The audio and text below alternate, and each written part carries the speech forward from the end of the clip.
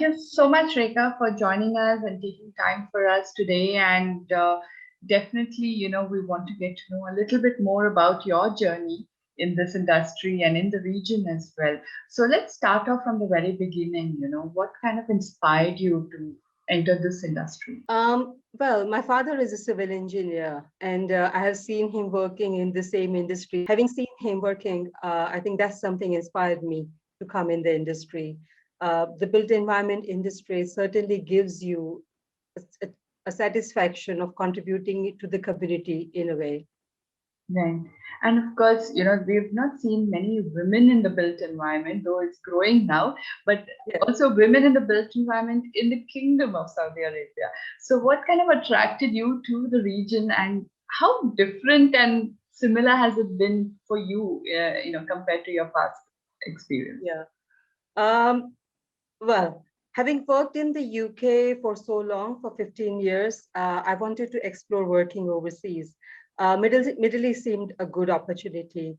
When I started exploring roles, I was quite surprised to hear every time I speak to a recruitment agency, they'll be like, oh, but the client will not approve a woman in such a position.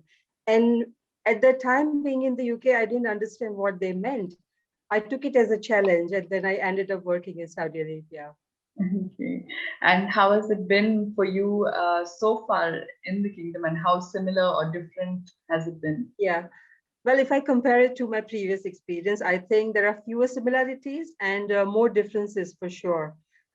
Working as a woman colleague in what is predominantly a male-dominated industry, that too in Saudi Arabia, where men has traditionally not seen women colleagues working around them, it's a challenge to start with.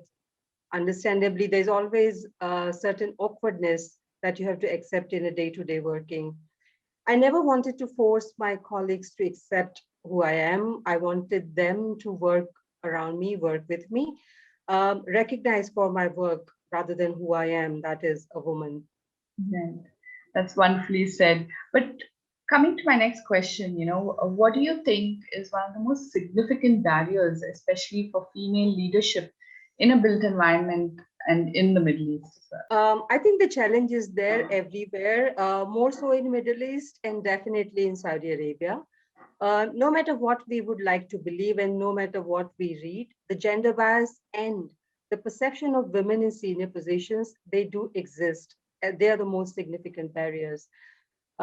Female leaders, like someone in my position, we have to constantly go the extra mile to prove ourselves and always day to day face the perception that women are not tough enough or they're not capable enough. Right. And your advice for women who want to enter this industry? Well, I would say keep an open mind and embrace the challenge. The challenge is definitely there. It will never be easy, but face the hurdles head on. Make an effort to encourage and empower the women around you. And lastly, choose your battles.